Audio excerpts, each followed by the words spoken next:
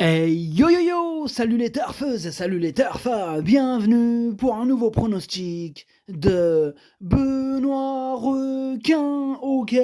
Place au pronostic du quintet du dimanche 9 février, direction Paris-Vincennes pour le prix de France. 3 attelés, 2100 mètres, départ auto-start, 13 partants, réunion 1, course 4, indice de confiance 3 sur 5.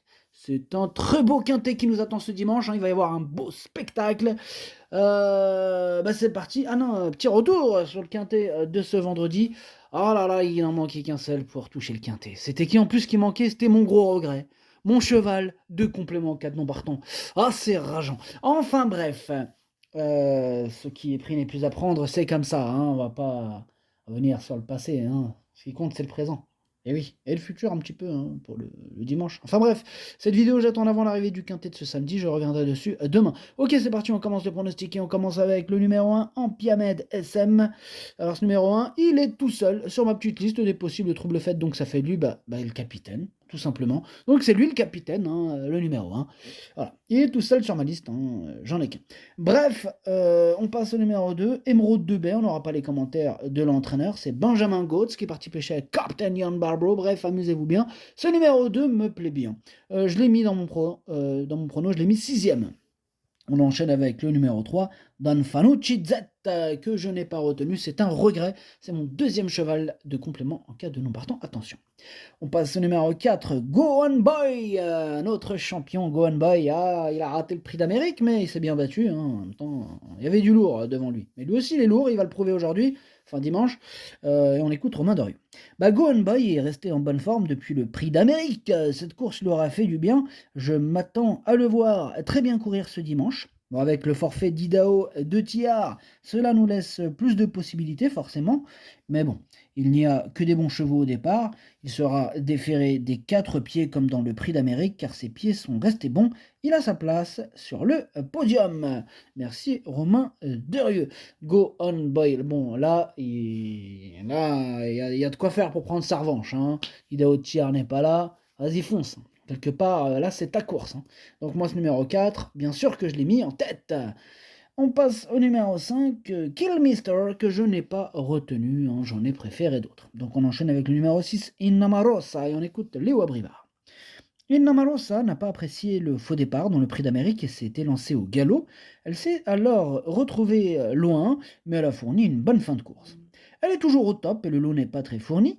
Les 2100 mètres ne vont pas la déranger. Une fois de plus, tout sera une question de parcours, mais mis à part un go on by, elle affronte des adversaires à sa portée. Ok, merci à Léo Abrivard. Ce numéro 6, moi il me plaît bien, je l'ai gardé, mais en toute fin de combinaison. On enchaîne avec le numéro 7, Banderas B, que je n'ai pas retenu. Mais attention, c'est lui mon gros regret, c'est lui mon cheval de complément 4 non partant. Attention, possible cassage en vue.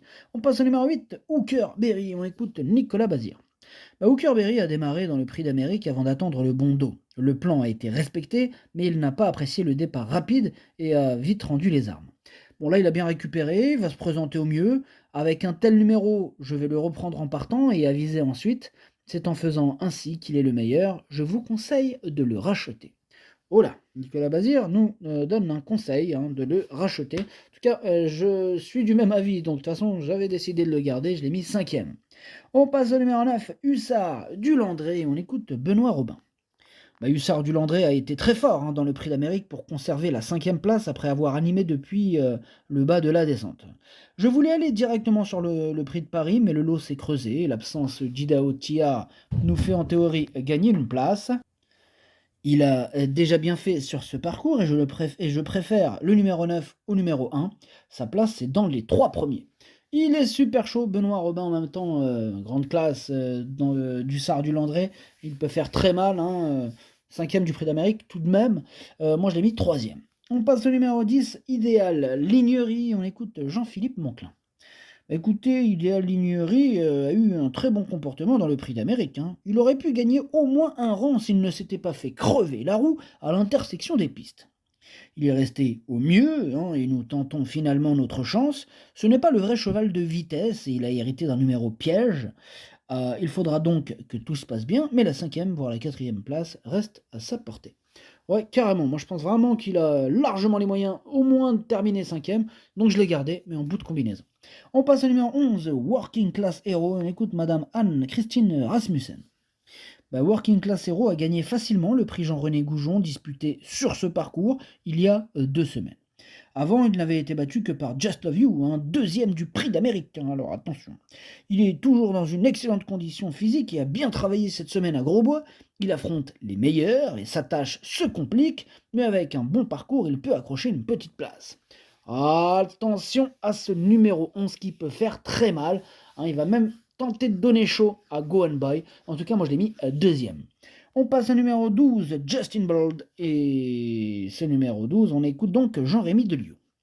Bah, Justin Bold, il s'est retrouvé malheureusement le nez au vent hein, dans le prix d'Amérique. C'était la place qu'on ne voulait surtout pas. Et voilà, on se l'est tapé. Ouais, qu'est-ce que tu veux que je te dise?